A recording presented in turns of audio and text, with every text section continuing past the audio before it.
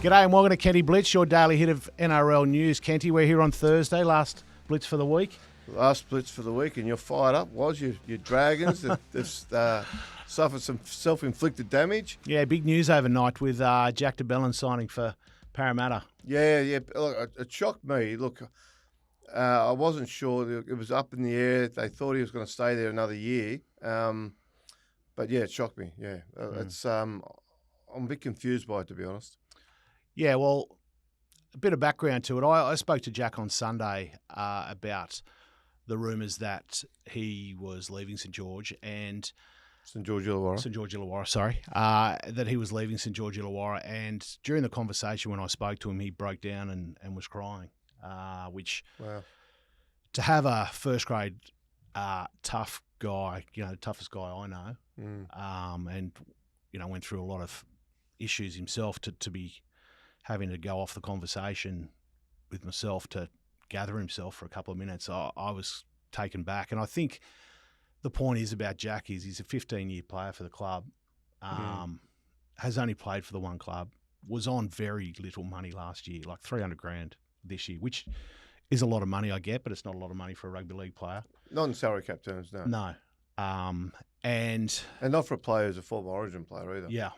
And so I understand at St George, they're going towards a youth policy, but to have a player who is 20 games off being the number one player for the club, played the most games for the club, considering he's out 2 years and is still 20 games off, and he's still playing good footy. He's still, he's not what he was, no doubt. There's no doubt he's not what he was, but he is still the starting 13 for the team. He is the heart and soul of the team. Leads the chance. I don't quite buy into the heart and soul. I get it, but I also understand it's a professional business these days, and salary cap bites in clubs, and you really do have to get that right.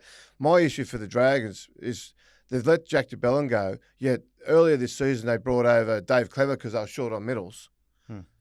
And so, hang on, so you're short on middles, you bring Dave Clemmer over. You've got Emre Gula there who I wouldn't say setting the world on fire. Yes, he's younger than Jack de Belin. But you've brought these players into the club to try and compensate or fix up a shortfall in the club, and then you've let a player go who is still going as well, I think, as those guys certainly are anyway. And that's the bit that's confusing. Now, if he was on a stack of money, you say, okay, yes, they're clearing up salary cap room, but $300,000, well, I dare say they're probably playing Clemmer more than that. And Gula would be certainly in that conversation as well. So I don't understand that. Jack's not the player he was. I think Jack is the test case why the NRL should scrap their compulsory stand-down policy. It cost him 2 years of his career. He was an Origin player when he was stood down, and he never came back the same. The argument the NRL uses, well, they actually are prolonging his career because there's 2 years he didn't play football, but it ruined him as a footballer. He was never the same footballer coming back because he had 2 years without contact and 2 years without that collision and that steel-on-steel training that you need to survive in the NRL, and he never came back the same player. So for the no-fault stand-down policy to take 2 years of his career, be found innocent, not guilty, and then come back. That's a reason they need to, I think, seriously address that, the damage it does to players. Dragons, I don't understand. Look, they've got rid of a middle after at the beginning of the season, complaining about having a shortfall in middle forward. So I don't know what they've got planned. I can't wait to see who they sign to take his place.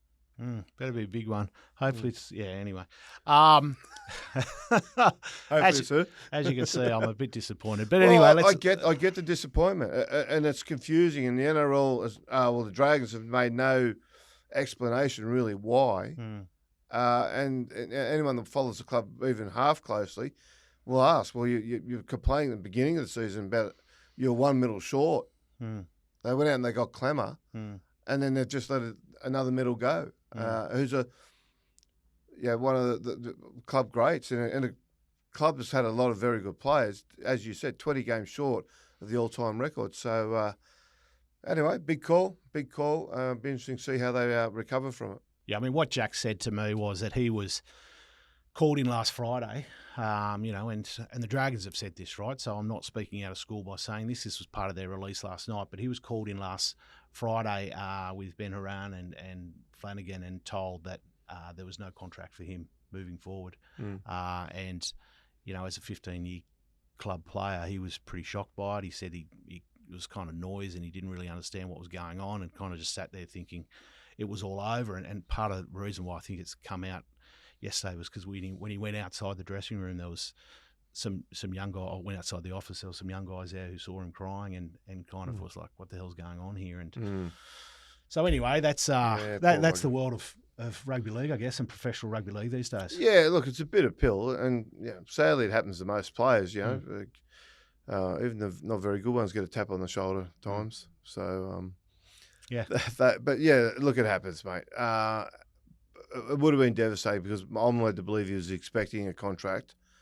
So to be told that would have been like a double shock to him. Yeah, well, they told him a month before that, they'd come back after the bye round and play your best footy and it won't be an issue. And it was an issue. It was an issue, yeah. Anyway, Kenty, let's move on. I think Para have got a good one there, so good luck to Jack. Mate, mid-season report, which has gone pretty well. Good feedback. Let's start off with some teams we haven't talked about, and then we'll do a match preview at the end. Broncos? Broncos, they're a disappointment so far. They're still finding their feet. Maguire, who I'm a fan of, he's still trying to find his way into that club, and he's upset a lot of players. By all reports, I sort of know personally a couple that I kind of get the argument that they're throwing up.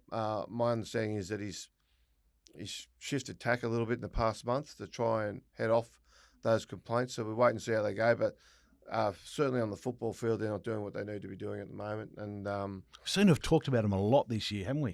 We all expected more, Warren. That's the thing. We all expected more. We haven't seen more out of them. They started so well. Yeah, and we thought, look, Kevy did a pretty good job there, and they brought in Maguire, who was supposed to come in and just sort of put the polish on the situation, and it hasn't happened.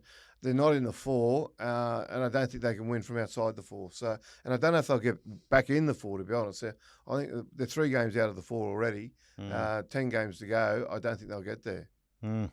What do they need to do? They just got to... there's a whole lot of things they've got to do. They've got their spine back this week, right? They've got their spine back, do you think? But they're just a basket case. They're a really Jekyll and Hyde type of team. Some weeks you see them, you think they're terrific. And they're sitting 5th, though. Yeah, they're 5th, but they're still three games out of the top 4. Okay. There's a big gap between 4th and 5th in the NRL ladder. So from that point of view, I don't think they can get there. They've just got to find some consistency in their efforts. The efforts will be consistent. Efforts will bring consistent performance, and then will bring consistent effort games week to week. But at the moment, they play well for 15 minutes, then they have a shocking half and all sorts of stuff. And I just think they've just got to stop whinging, just get back to playing footy, and just concentrate on the next play. Reece Walsh looked considerably slower on the weekend. Oh, he's carrying a bad knee injury. Yeah, and look, you only had to saw him grimace before the game in the warm-up. But he needs that explosive speed, right? He does, but he's carrying injury, and that's part of the problem. I think that is at the Broncos is that players are being guilt-tripped into playing injured. I think this is part of the complaint. Which was the argument at South with Sam Burgess. And that's the argument already at Brisbane, that they're being guilt-tripped into playing injured, so they're not playing as well as they can, when in fact you think, well, rather than have you for 5-6 weeks carrying a leg injury or a shoulder injury or whatever, are we best sitting you down for 2 weeks, getting you right, coming back and playing at 100% or close to that as far as your output goes? So I guess with Madge, there's so much outside noise, and is he going to retain his job? You can kind of understand, and we talk about this all the time about coaches who make decisions for now rather than for later, right? So maybe it's this short-term thing. Need to get the wins up. Well, no, I don't think it's that one. I actually think it's that's just the way he is. He's the line you hear out of Broncos is, if it was a grand final, you'd play. And yes, I would. Okay, well, why is it any different if it's a grand final club game? Your dedication and your application should be the same every week, no matter what game it is. That's the argument. Now that doesn't work. Okay, it just doesn't work. What do you give them out of 10? 6. Okay. Yeah, I'm not overly impressed, given where they could be. Yep. All right. Well, let's go to the top 4.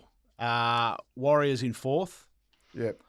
Great. Yeah. Look, Andrew Webster was a revelation a couple of seasons ago. They had a poor season last year, and the ability of him as a coach is he went away, looked at the team, figured out what was wrong, and has fixed it up. Their defence is first class. He's got Luke Metcalf playing among the best 2 or 3 halfbacks in the competition. He's really controlling the game well. We all thought that losing Sean Johnson would be a step back, but Metcalf's taken him a step further forward, to be honest. So they're playing really good football, and I think they've surprised most people. What's your score? 8. 8. Yeah, they're going really well. Okay, a team who's been mostly hot, but in sometimes cold, has been the Storm. Storm, yeah, they're a bit funny, aren't they? Craig Belin spoke only a couple of weeks back. He said, "Look, we just keep." It was funny. Typical Craig. He goes, "Look, we've just been going win loss, win loss, win loss." All, and he thought about it and he goes, "All loss, win, loss, win, loss, win."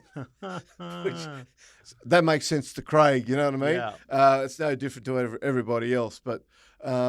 He's concerned about their lack of consistency from week to week. That is a problem that often happens in the NRL for whatever reason. Teams get up one week, feel good about their effort, and then they're just slightly down the following week and they can't get the win. So then they're like chasing schoolboys for the week after that. So they get their effort up again and they win. That's never really been a Storm problem, but it has been this season. That said, they've got more than enough time, more than enough talent to fix that. Okay. Before the finals. Do you give them a score? Yeah, I think they're 7. Okay. Yeah. Raiders. You talk to the players around the game, and many of them say the Raiders are the benchmark team in the NRL. They're the hardest team to... In what regard? Well, they're the hardest team to defend against. Okay. They're the hardest team to beat because they've got these young, powerful players, and they're playing this style of footy with all these offloads. So a 6-tackle set, you can end up making 8 tackles, 9 tackles in the set. You think you've made the tackle, you start to get back in your defensive line, and then when you look up, the Raiders have offloaded. They're coming at you again, which is essentially their next play because they're already in the shape to do that. And they're coming at you, or they're hitting you at speed through the middle where the line's been punctured. So what's happening is they're a very fast, powerful team. It's a young man style. Ricky Stewart said at the beginning of the season they'll be fit and they'll be hard to beat, and people question that. Kenty, let's talk about that a little bit, because if I look at the top team, the Dogs, and then I compare them to the Raiders, and I look at somebody like the Roosters, right? Yeah. Young power forwards, strong, mobile, quick, right? I'm talking about for the Roosters and for the Raiders, right, particularly. Yeah. And at the beginning of the year, we looked at the Roosters and we thought, geez, these guys are too young. They're out on their feet. Why didn't they buy some more experienced players? And then you look at how they've, graduated and progressed, after 16 games, and the Raiders have done the same. And then you compare that to the Dogs, right? We'll talk about the Dogs in a minute. But do you think this young kind of power forward is where the competition is going? It's where the rules have taken the competition. Okay, in what regard? The 6 again rule for a start. The 6 again rule has really had an impact. Everyone talks about the speed of the game, and when it first came in, we all sort of sat there and didn't quite know how it was going to affect the game or what impact it would have. But over a couple of seasons now, clubs have sort of been able to sit down and work it out, and you've only got to look at the impact it's had in Origin, where both teams in different games have got away to strong leads and then almost been run down. In club footy, it's a little bit different, but club footy, what they've figured out is these momentum runs you can go on, the ability to just really sort of smash a defence with a 6 again. Like once you get a 6 again, that's a massive advantage, and it's very hard to recover from. And so what they've done is there's so much effort, so much energy is probably the word, into the game now, and in capitalising on your momentum when you've got it. And what the clubs are figuring out is how to play under that rule. Now, the rule you got to play is just like fast at the line. Now, is that why the Dogs have kind of gone for these hybrid players? Do you think? You know, there's quite a few hybrid players. I think it's helped, but I think it's more the fact that it's a young players' game, Warren. The rules are many years ago, a young fighter came through called Mike Tyson, and everyone just went, "Wow, what about this?" And he was explosive. Okay. He wasn't like Muhammad Ali, where he danced around and moved around. He wasn't even like other fighters who, Marvin Hagler or Sugar Ray Leonard. He came in and he fought like he thought the fight was only going to last 3 rounds. And he set the boxing alight. But what happened out of that was everybody said, wow. And an old fight trainer called Emmanuel Stewart said, he won't last in the middle age because it's a young man's style. Because you've got to be a young man to have the energy to fight like that. And that's what's happening. The rules are made today for young players. They're made for young players. They're made for young players, high energy, who can recover quickly and who are extremely fit and powerful. That's the rule. This 6 again rule is made for those players. The Raiders have got a really good crop of young kids coming through. The Bulldogs are, they sort of, Before we get to the Bulldogs, let's give me a score for the Raiders and we'll go on to the Bulldogs. Well, I think the Raiders are a 9. Yeah. Given where we thought they were going to, most people had them. Some had them finishing last. Most had them finishing bottom 4, and here they are running second. You spoken to Ricky lately? I spoke to him this morning. Actually, he called me up. So there you go. And what's his thoughts? Happy? Over the moon? Yeah, no, he's happy, but we didn't actually talk too much about footy. So races? What did you talk? We generally talk about races, and we talked about his old man. To be honest, was he happy about his son? Yeah, he is happy. Talk about that he's very. He's trying to keep it all under, in control. Not about him, I guess. He's trying to. Well, it's not about him, but it's also he understands. Look, the one thing that Ricky is very mindful of is he will not allow, if his young bloke does not begin to perform well, starts to attract criticism and the criticism that he's only there because of his father. Ricky won't leave him exposed to that. I can guarantee you that. Yeah, okay. So. But no, they've had they're a young man's style, and right now it's a young man's game given the way the rules have been drawn up. Very good. 9 out of 10 for the Milk. Okay, the Dogs in first position. Yeah. I mean, do we think this at the start of the season? Did we imagine this was possible? No, we didn't. Maybe top 4. Well, maybe? I thought they'd be sort of sitting around 4th. Yeah. But I think Cameron Ciraldo's he's potentially the next great coach. He understands the game. I dare say, I'm led to believe someone might want to pick me up and argue on it, but I'm led to believe that they will. Yeah, someone will. But the defensive style Penrith employed during their full premierships, the style that the Warriors are now using, that's all essentially the brainchild of Ciraldo. Who's taken it obviously to the Bulldogs as well. But Webster was working with Ciraldo under Ivan at Penrith. Obviously, as a defensive coach out of Penrith. And it's now working at the Bulldogs. They've been, they've recruited very well. They've really been able to go out and purpose pick what players they need. So tell me, if you had to rank, the importance within that club, where does your mate Gus sit? And where does Ciraldo sit? Well, who's more important to the club? Well, they both are, I guess. But they are in different ways, Warren. They're different jobs. They're complementing each other. Is probably the way to look at it right now. Like Gould's done a great job of bringing in the players who have been impact players who have turned their fortunes around. The likes of Kickow and Burton. They've come in and they've made immediate impacts, and then. I think the final piece was Stephen Crichton. Ciraldo coached him in juniors at Penrith. They have a very good understanding as coach and player. I spoke to Ciraldo before Crichton had played a game there, and he said, look, he's going to be the difference. He said, what he brings for us, he said, is he's like my voice on the field. He said, we've been together so long that when I think I need to tell them something, he said, Critter's already saying it to him. And he said, because it's coming from a teammate and not the coach, it's much more powerful.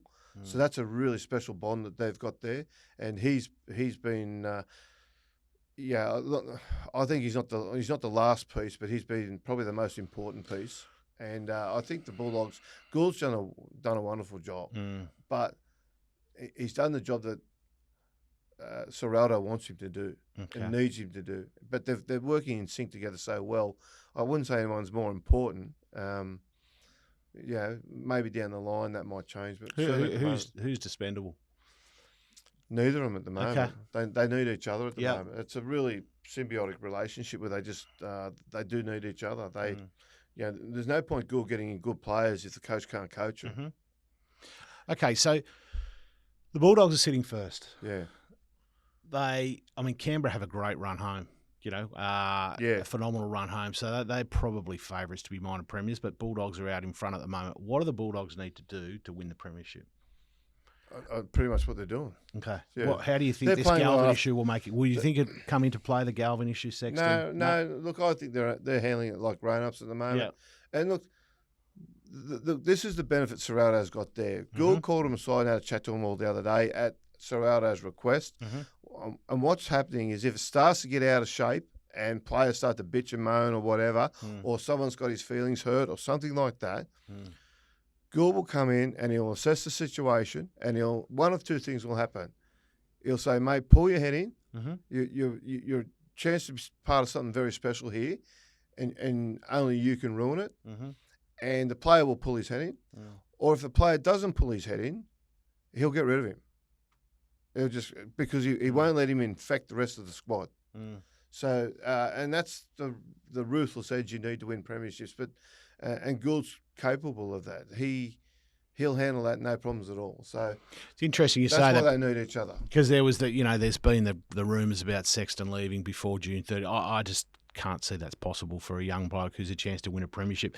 Is there anybody? We're 4 days out from June 30. Sorry, there doesn't seem to be any great movement. It's not like your typical trade window which closes and then there's I think there might be a couple over the weekend. Okay. I think Talon De Silva's a chance. Certainly they're talking like he's a chance. It doesn't really happen every year though, Warren. Yeah. It's not like we remember it when it does happen. But yeah, look, it's not that big a deal. I don't think many teams can really improve that much with what's out there anyway. So it's not going to change. They're not going to go and start ordering in the premiership blazers if they sign a player. Very good, very good. Maybe that's something we'll talk about on Monday. His greatest pre-June 30 moves. Well, I'll tell you what. Shit topic. I think if we can get a list together, we'll do that. Okay, very good. It's a bit of homework. Put it down the bottom. A bit of homework for you. Oh no, mate. This is where you say, look. Put it down below in the comments who you think, because you guys are our stats department. There you go. Until we get a stats man, you're it. All right, let's wrap up with match previews from this weekend. Some big games and teams back to pretty much full strength. We'll start off with a blockbuster tonight, Bulldogs Penrith. It's the biggest game of the round, and it's the master and apprentice. It's Ivan and Serraldo. It's the players that have left Penrith to go to Canterbury. It's the styles that are overlapping of both clubs. It's the fact that Bulldogs are leading the competition. Penrith have only just got back into the 8, but they're showing signs of doing something special again with the way they defended last weekend. So, and it's a game where I think, look, we've got to find out where both teams are at because they're both going so well at the moment. So we're going to find out where the Bulldogs, how much of a premiership threat they are against the reigning 4-time premiers. And we're also going to find how close Penrith are to being back to what they can be coming up against the competition front runners. So it's a massive game. This one. They won 3 in a row, Penrith. The interesting thing is generally these kind of semi-football type semi-final football games happen after the end of Origin, right? But there's a lot on this game. Penrith have to win every game to finish top 4. Okay. So they have to win every game. Now, that's going to be very tough to do. They've won 3 in a row already. They've got 10 more to go. Yeah, right. It's going to be some run. Yeah. No team's ever won the comp from outside the 4. Yeah.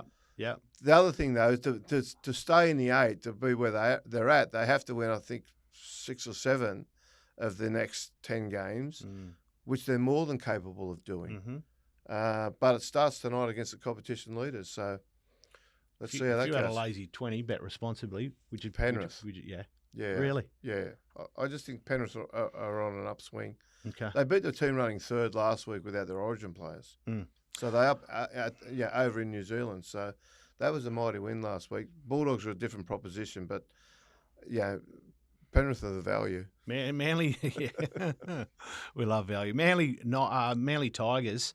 Manly been in a world of hurt this week. Seem to have made some wholesale changes to the structure of their team. It's going to be interesting how they come out. Yeah, I like the Tigers in this one. I think they were really brave last week against Canberra. They played well against a really tough side to defend against. They held Canberra to 16 points, which not many teams are doing. And Manly is all over the shop. I know that. Yeah, I think Tom will play well this week in the centres. Hopewadi will play well at fullback, but changing positions, it's like, changing clothes on a homeless man. There's still a smell there. So, can I say that? Yeah, you could say that. I just thought of that. That's it's quite clever. Yeah, anyway. But we need a T-shirt with that. But look, I just think Manly's problems are far from over. And before I start tipping Manly, I'm going to need proof to see. But they're at home, which helps. But I like the Tigers. The Tigers are playing pretty solid footy. Very good. Knights Raiders. I think Knights have gone much improved the last few weeks. They always say with a young team, you can't keep staying up. That might be a chance for the Knights to hoodwink the Raiders a little bit, Yeah, but I think the Raiders probably had the scare last week against the Tigers. Yep. They only beat the Tigers 16-12. I think the Raiders, given that the Knights' defence can get found out a little bit, I think the Raiders will find them out. Okay. So I like the Raiders with a score, actually. 13 plus. Yeah. Gamble responsibly. Broncos Warriors. Who knows? Yeah. Look, again, Warriors are the solid option. Yeah. Because they're a consistent team, and that they did play poorly last week. Hopefully they've gone away, and like I said, they've been this week they've been the chasing school kid, and they've gone away and worked on those little 1%ers that let them down last week. If they do that, they'll beat the Broncos, because the Broncos are still all over the shop. They're hard to pick, the Broncos. They do have the ability of the Broncos to score quickly, but they can also concede points quickly. The Warriors are much more consistent throughout the 80 minutes, but they might just defend the Broncos out of it, I think. Okay. Dragons Eels. That's going to be an interesting one. Where's Jack playing? He's playing 13, but he's playing for the Dragons this week. Maybe June 30. I don't know. Hopefully not. Well, we'll see how we go. Well, I'll tell you what. So it'll be funny. He'll be playing against Parramatta this week and playing for them next week. I don't think he's moving before that. But I think Parramatta have won the last, I think, 4 games, 4 of the last 5 games or something, I think, against the Dragons. But the Dragons go well against Parramatta at Wynn Stadium. Yeah. So Eels have got a ton of players out. I mean, if the Dragons don't win this, there's no Mitch Moses. They're gone. Yeah. Yeah. I think Dragons have to win this game, and they should win this game. A bit of pressure on the Dragons too, with everything that's been going on. Dolphins Rabbits. Rabbitohs were great last week. Busted with injuries. They got their back line back this week for the first time ever. I still think the Dolphins at home probably get them. Injury-wise, the Rabbitohs still aren't at full strength. And Dolphins have got a bit of ground to make up because they were disappointing last week. And if you sort of stick with that win-loss philosophy that a lot of teams do in the NRL, Dolphins are due this week. Okay. Big one from a kind of previous game perspective is the Storm playing the Sharks. A little bit of anger there over the years, a couple of blues. Yeah, they get into each other. Cronulla always go very well against the Storm without actually winning a lot of games, to be fair. But they always put them in a contest. The last game was a terrific game when they played each other at Shark Park. This one's down in Melbourne. I think the Storm will probably get them. And, yeah, they'll play similar styles, but I think we're going to start to see the emergence of the Storm soon. Yeah, Sharks need to kind of turn it around. I mean, the Storm have been up and down, and you'd hope. I mean, I love watching the Storm at full capacity. So, fingers crossed they. Well, I'm excited to see what Munster sort of impact he's going to start having, because he was so good in Origin. The new Munster. Well, that's right. The mustachio-less Munster. Okay. He's gone. Is that a word? It is now. It is now. Look, I think. Look, I was super impressed with him, with his step up in maturity, and I hope he carries that into his club football. And if he does, there'll be no holding back the Storm. Okay. Final one for the round. Bit of a dog of a game. Titans Cowboys. Tell you what, Sunday, it's going to be a tough Sunday one. night. I like the Titans. The Cowboys are just, the defence is all over the shop. And until you see some sort of improvement in effort, it's hard to sort of to like anything that they're doing at the moment. So I like the Titans. The mad professor up there, Desi, seems to be, he's fighting for survival. Yeah. So and I do think the players, he has got buy-in from the players, which I think is important. So from that point of view, Titans. All right, so that's the roundup for the games. We're going to do a few Ask Kentys here. Kenty, quickly to wrap up the show. Bundy Buck asked, could the NRL get the 3 best referees and give them one Origin game each to avoid unconscious bias throughout the series? No, because the unconscious bias happens within the game, essentially. Okay. So, no, that doesn't work. And you've just got to get the best referee, but you've just got to get... Look, the thing is, if an Origin game can overawe a player, it can also do that to a referee. Yep. And I think that's happened the first 2 games. Okay, there's one here from James Hoop. Wouldn't be our James Hooper. I don't know. No, I dare say no. James Hooper, if you've got enough time to write these, you're... No, it's not him. Okay. During games, it become obvious that when a spinal player suffers a head knock, they'll always pass the test if they're in the backs, while any forward will almost certainly fail. No, that's not right. That's not right. They're taken off and tested. Look, there's no doubt the coaches want them to stay on the field. Okay, no doubt about that. And then in days gone by, a coach would pretend, no, he didn't get hit on the head. They were teaching them to pretend it was a shoulder injury and things like that. The reason they stayed down. But once they get in the dressing room and they sit down for the HIA assessment, you can't. You can't cheat it. I mean, Victor Radley went through it on prime time last week. I got confused trying to work. Mate, how difficult is it? The HIA? Well, they give you words you got to remember. Yeah, but the way he was saying it, mate, honey, I was like, clock, cap, whatever. Yeah. And then they ask you serious questions. Then they come back to the words and see how many you can remember.